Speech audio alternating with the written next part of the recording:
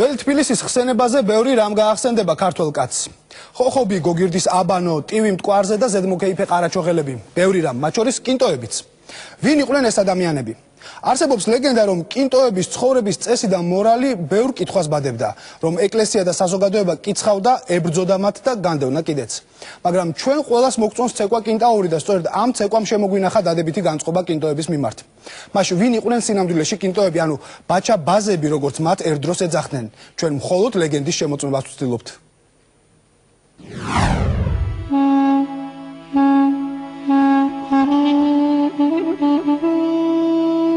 აღმოსავლური მუსიკის მოტივები და ილუსტრაციებად ქცეული პერსონაჟები, რომლებმაც მე-19 საუკუნის ბოჰემური თბილისის სტერეოტიპი ჩამოაყალიბეს. ეს ქალაქური ფოლკლორი შედევრად აღიარებული ცეკვის კინტაურის ყველაზე გავრცელებული დასაწყისია.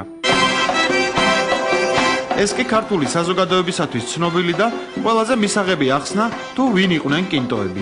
ვაჭრები იყვნენ, ფაქტიურად. წვილი მევაჭრენი იყვნენ და ცოტა აფერისტობდნენ. კინტოები იყვნენ გარკვეული, მოდით ასე ვთქვათ, პატარა კრიმინალური ჯგუფი. კინტო არის თაღალი, მათყუარა. მორალური პრინციპების არ მქონე დეკლასირებული ფენის წარმომადგენლები, რომელთა სახელი სალანძღავს სიტყვადაც კი გამოიყენებოდა, დღეს ლამისაა დედაქალაქის სიმბოლოდ არის ქცეული. რამდენიმე კვირის წინ რუსმა ჟურნალისტმა და აღმოსავლეთ მცოდნემ ოლეგ პამფილოვმა ერთ-ერთ ინტერნეტ საიტზე გამოაქვეყნა სტატია სათაურით კინტო აკრძალული თემა. ნაშრომში პამფილოვი გამოთქვამს ვარაუდს, რომ კინტოები იმ აზიური სანახაობის მთავარი პერსონაჟები იყვნენ, რომელსაც ქართველი მსმენელისთვის საკმაოდ სკაბრეზული სახელი ეწოდება. ეს არის ბაჩა ბაზი. ბაჩა ნიშნავს ბიჭს, ბაზი თამაშს, ანუ ბიჭთან თამაში. მოცეკვავე ბიჭების პროფესია, რომელიც მამაკაცთა პროსტიტუციის ნაირსახეობად ითვლება, ზოგიერთ ისლამურ ქვეყანაში დღემდე შემორჩენილია. ქალისტანის ამოში გამოწყობილი პატარა ბიჭების, ანუ ბაჩების მთავარი დანიშნულება ცეკვით მამაკაცების გართობა და მათი სექსუალური ახირებების დაკმაყოფილებაა. ძალიან ბევრი საერთო დავინახე ბაჩების მიერ შესრულებულ ცეკვასა და იმ მილეთებს შორის, რომელიც კინტაურში გვხვდება. თითქმის ერთნაირი მოძრაობებია და რაც მთავარია, ამ მოძრაობების ქალურობა მკვეთრად გამოკვეთილია.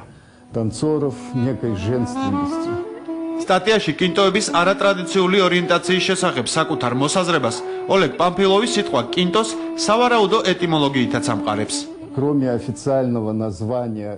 ამ სანახაობას გარდა ოფიციალურისა, ბაჩაბაზი კიდევ აქვს ზიზღნარევი სახელიც. კუნწე, რაც თარგმანში, უბრალოდ რომ ვთქვათ, უკანალის მიმცემს ნიშნავს.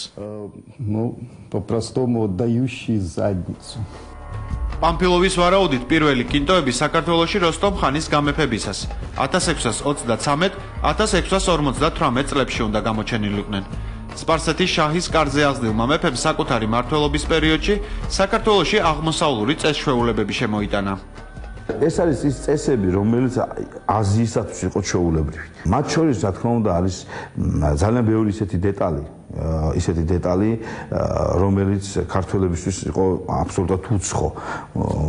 თუნდაც ეს შეიძლება ვიგულისხმოთ ჩვენ გარკვეულად სექსუალური მომენტებიც. მემატიანე აღნიშნავს სწორედ ამას, რომ ქართველებმა აი ამ აღმოსავლურის გავლენით ცოტა გაიყავნა ქართველებიო. სულხან საბაურბელიანის სიტყვის კონაში, რომელიც როსტომ მეფის მმართველობის შემდეგ დაიწერა, სიტყვა კინტო შესული არ არის, რაც იმის ვარაუდის საშუალებას იძლევა, რომ როსტომ ხანის გამეფებიდან თითქმის ერთი საუკუნის განმავლობაში კინტო ქართულ სასაუბრო ენაში გავრცელებული არ ყოფილა. მე-18 საუკუნის შუა პერიოდში ქართულმა ეკლესიამ გაძლიერება დაიწყო და მართლმადიდებელ საზოგადოებას ამ ინსტიტუტის მიმართ, პირდაპირ ვთქვათ, ამ გახსნილი ინსტიტუტის მიმართ მკვეთრად გამოხატული ნეგატიური დამოკიდებულება ჩამოუყალიბდა. შესაძლოა სწორედ მაშინ გაჩნდა ზიზღნარევის სიტყვა კინტოც, ხოლო მანამდე ამ სანახაობას სპარსული სახელი, ბაჩაბაზი ჰქონდა შენარჩუნებული. ქართულ ენათმეცნიერებაში სიტყვა კინტოს ეტიმოლოგიის შესახებ ცნობები ძალიან მწირია.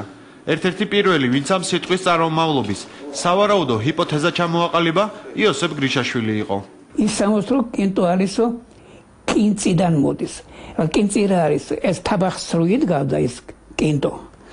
ესეთი ნაჭისაგან დახვეული ეს რგოლი იყო და იმაზე თაგლარს სტკენოდა.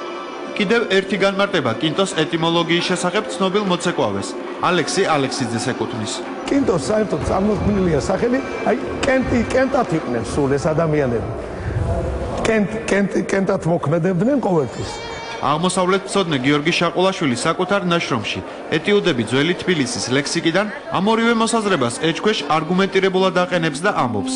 კინტოს სემანტიკის დასადგენად ყველაზე დამაჯერებლად ჩანს აღმოსავლეთ მცოდნე შალვა გაბესკირიას თვალსაზრისი, რომლის მიხედვითაც კინტო მიღებულია თურქული სიტყვისგან კიინტი, რაც დეკლასირებულ ელემენტს ნიშნავს. სიტყვა კინტოს ეტიმოლოგიასთან დაკავშირებული განსხვავებული მოსაზრებების გარდა ას და სხვადასხვაობას იწვევს იმის მტკიცებაც, რომ კინტოებსა და ბაჩა ბაზებს შორის პირდაპირი კავშირი არსებობს, რადგან თავად ირანში მოცეკვავე ბიჭების პარალელურად არსებობდნენ კინტოების მსგავსი წვრილი ვაჭრებიც, რომლებსაც სულ სხვაგვარად მოიხსენიებდნენ. ირანული კინტო რა არის?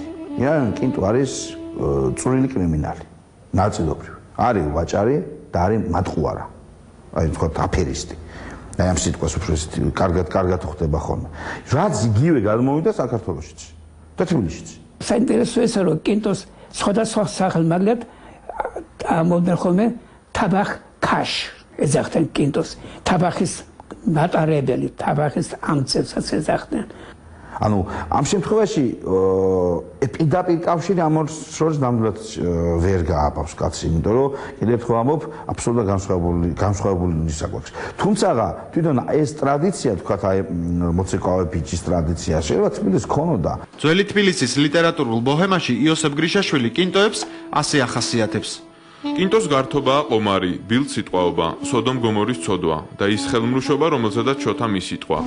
მას ერთსა მიჯნურობასა ჭკვიანნი ვერ მიხვდებიან, ენადაშვრების მსმენლისა ურნიცა დავალდებიან. თქვი ხელობანი ქვენანი, რომელიც ხორცსა ხვდებიან, მათ მასვე ჰბაძვენ, თუ ოდეს არ სიძვენ, შორით ბნდებიან. ცნობები იმის შესახებ, რომ კინტოებისათვის მამათმავლობა უცხოხილი არ ყოფილა, მე-19 საუკუნის ქალაქურ ფოლკლორთან ერთად თანამედროვე ქართულ ლიტერატურაშიც მოიპოვება. ნუ შეიძლება მათაც ეკვალდა კინტო ესე გრეხვით. არ არის გამორიცხული მათი იყვნენ მამათმავლობა. ხოლმე მაგრამ ესეთი ხელაღებეთ რო თქვა რომ კინტო არის მამათმავალი და ეს ამიტომ იყო კინტო გამორიცხულია. ვერ ვიტყვით ჩვენ იმას, რომ ყველა კინტო არის ხელაღებით გამოაცხადოთ ახლა ჩვენ ესენი ჰომოსექსუალისტები. ახლა ეს არ არის ისტორიისგან დაამახინჯება. ოლეგ პამფილოვი საკუთარი სტატიის პროლოგში აღნიშნავს, რომ მისი კვლევის მიზანი ვინმე შეურაცხყოფა ან დამცირება არ ყოფილა და რომ მას ისტორიული რეალობის დადგენის სურვილი ამოძრავებდა. საქართველოს ისტორიიდან კინტაურისა და კინტოს ამოგდება შეუძლებელია და არც არის საჭირო. უბრალოდ მე მგონია, რომ ადამიანებმა უნდა იცოდნენ, საიდან მომდინარეობს ეს ყველაფერი. თბილისში აი კინტო შევა როგორც ფენომენი, რომელსაც კი ექნება ეს ელფერი პატარა ჰომოსექსუალური, მაგრამ ძირითადში ეს იქნება მაინც სხვა ადამიანი, აი ესე დაბალი ფერის ადამიანი, გაიძვერ ადამიანი, წვრილი მევაჭრე და ასე შემდეგ. ეს უფრო შეერჩება, ჩვენ ვერ მოვახმართ თავს ყველას, რომ ისინი იყვნენ მაინც ეგრეთ წოდებული ატრადიციული ორიენტაციის.